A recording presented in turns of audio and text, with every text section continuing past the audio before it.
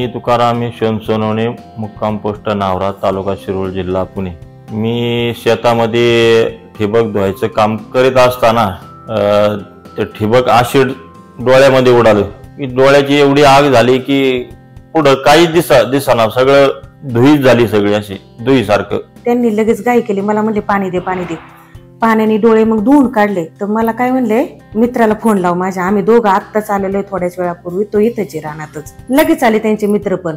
दवाखाना बंद झालेला होता पण मुलीची मैत्रीण मेडिकलला कामाला असल्यामुळे डॉक्टरांना बोलून घेतलं, रिक्वेस्ट केली। मग इथं आल्यावर मग डॉक्टर आले खाली, त्यांनी बघितलं, मग त्यांनी सलाईननी डोळे धुवून काढले। डॉक्टरांनी मग ड्रॉप दिले, मग ते म्हणले रात्रभर अर्धा तासाला ड्रॉप सोडा, 4 दिवस जाऊन द्या, मग कसं दिसतंय ते आम्हाला सांगा।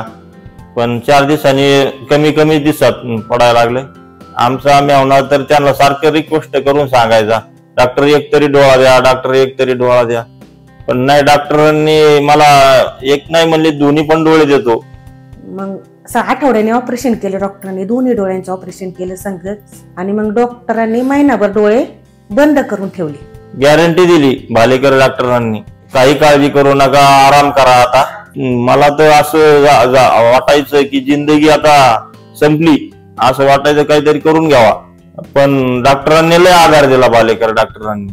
ऑपरेशन होऊन आता माझे 5 महिने झाले। आता मला एकदम क्लिअर दिसतं, एकदम पहिल्यासारखं दिसतं। मला 1-2 पेशंटांनी विचारलं पुढे केलं कसं केलं, म्हणलं बा डॉक्टर भालेकरांकडे डायरेक्ट जातो मी, 1 नंबर हुशार डॉक्टर आहे ते।